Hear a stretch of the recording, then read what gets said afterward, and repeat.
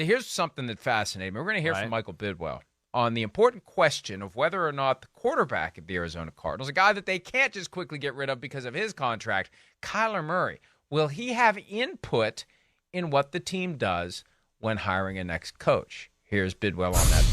We're in communication, and we should be talking later today. We texted and either today or tomorrow, and so absolutely want to get the input of our leaders, including Kyler, and have spoken with a number of leaders already. See, now, if I were a real jerk, I'd say that Kyler Murray was going to spend 4 hours per week on looking for a new coach, but I'm not a jerk, and I'm not going to say that. So, but it's a dangerous game to play. And look, the quarterback has to feel comfortable, or does he? I mean, it's all a question of who's the most powerful person in the organization. Is it the quarterback who's got the biggest contract by far of any one who works for Michael Bidwill, or does the coach need to be able to come in and take charge and say there really is a new sheriff in town? And I feel like the Cardinals are one of those teams where maybe they need a new sheriff in town, Chris. I would agree. I mean, again, I feel like we just did the experiment of, hey, the coach and the quarterback are friends and buddies, and, we can make it all work because there's, great camaraderie and there's some history, and they ran this offense together in college football. No, and again, I don't know a lot of like successful organizations, dynasties, whatever, through the history of football where it's like the quarterback and the coach are like best friends. Okay, yeah, there's a good relationship, but no, usually there's a fine line, and like, wait, no, this guy is the general, or here, this is the guy that's in charge. Here's the guy that's, the guy underneath them, and that's how usually a successful football team works. Right, with some give and take there. But right now, and what we saw the last few years between, we're going to do everything about the quarterback and make him look good and do, frame everything around that. Well, okay, it led to some exciting moments, but it didn't lead to anything spectacular on the football field. That's for sure. And you said it right. It was an offense that is made for college football. The NFL caught on to it every year, especially after we got through the halfway point of the year, to where, there is some talent on this football team. I mean, come on.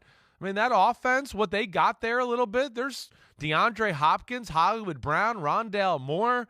They got some tight ends that are pretty good. The offensive line isn't that bad. I mean, it shouldn't look the way it looked this year on the offensive side of the ball, or the way it looked at the end of the last year either. So I'm with you, Mike. I'm more in favor of they need a guy that comes in there and sets everybody straight. And I don't mean that disrespectful, but even Kyler Murray, and the fact of just like, hey, I'm the head coach. You're an awesome quarterback. We're going to work together, but I'm the head coach, and you're going to listen to what I say, and we're going to, put these plays in the offense, and you're going to check to this when I say so.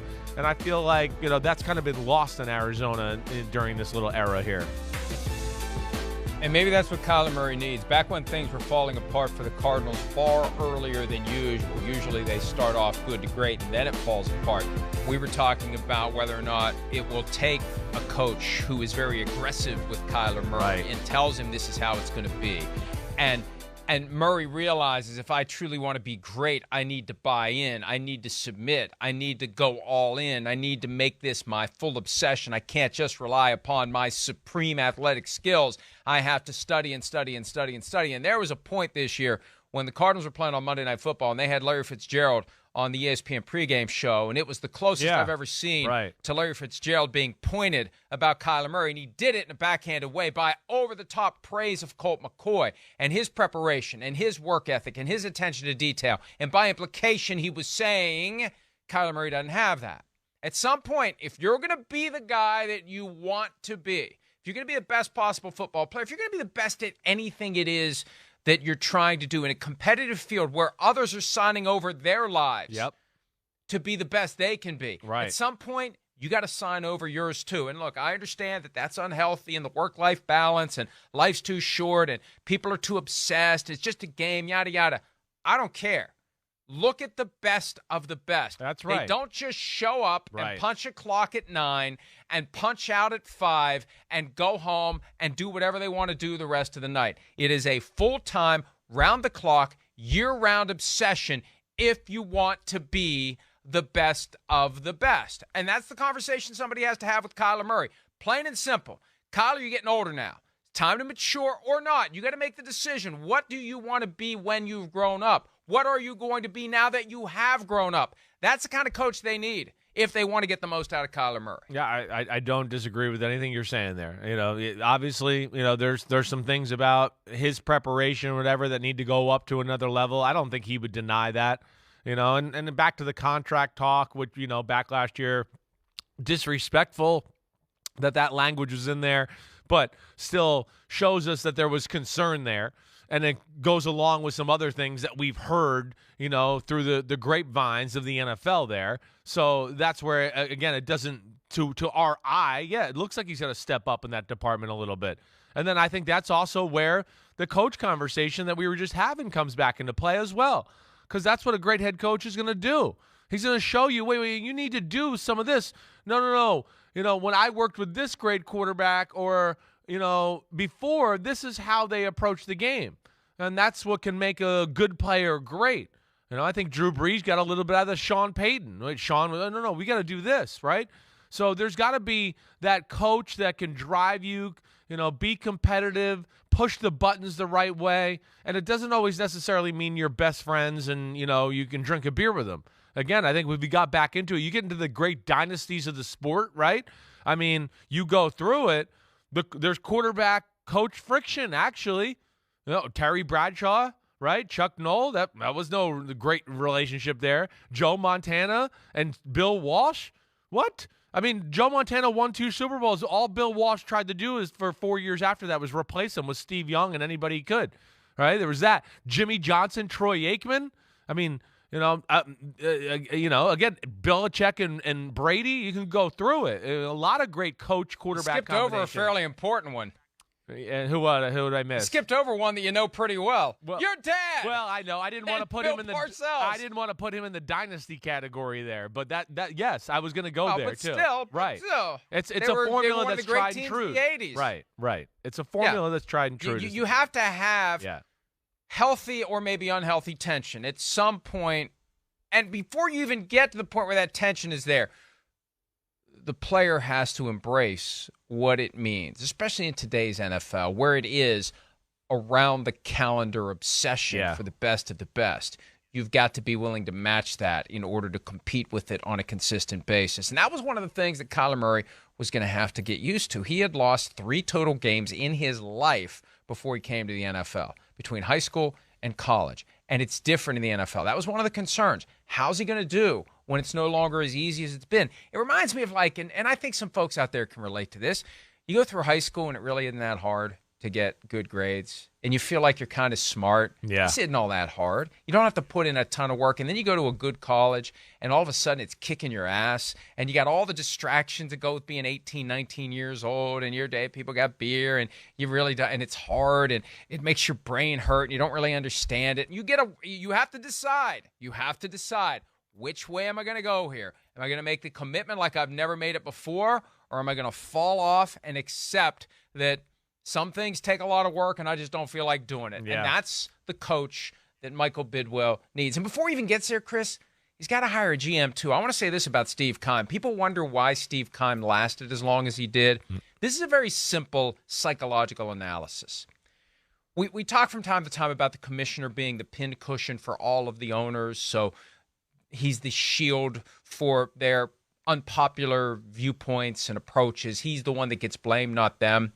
For some of these owners, the GM is the equivalent of that.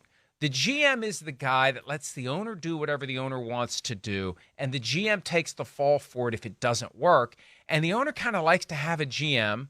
I'm not saying every one of them, but there's a dynamic out there where the owner wants to meddle but hide behind the GM. Right. And I think some of that was going on in Arizona, and that's one of the reasons why Keim survived. The Keim would let Bidwill do what he wanted to do and say what he wanted to say and be as involved as he wanted to be without ever implicating him, making it clear that Bidwill was involved and meddling, because fans and media get nervous when an owner meddles. And so that's what Bidwill's got to ask himself. How do I want this to go? Am I willing to throw the keys to a GM and a coach and stay out of the way?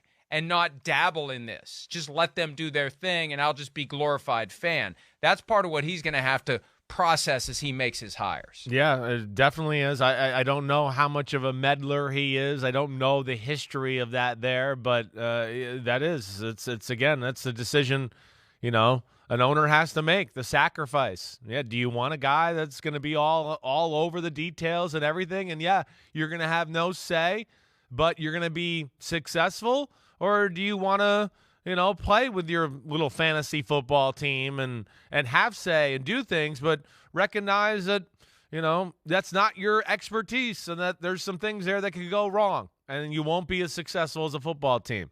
I of course, would always prefer the first. And then that goes back into what we're talking about again. The great organizations, the dynasties we talked about, they don't have meddlers as owners.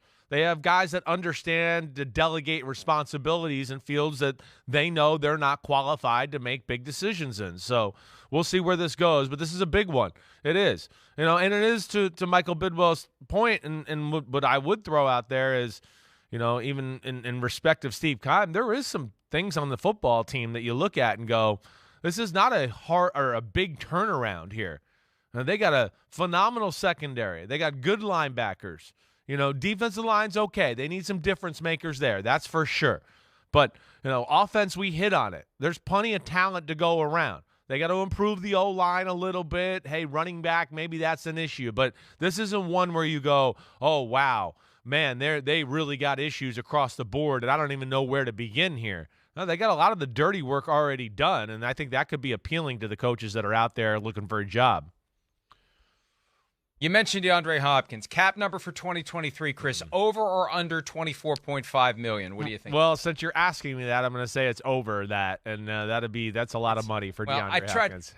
I tried to make it lower to dupe you. Right. I should have made it higher, I guess. I don't know. I did that on the fly.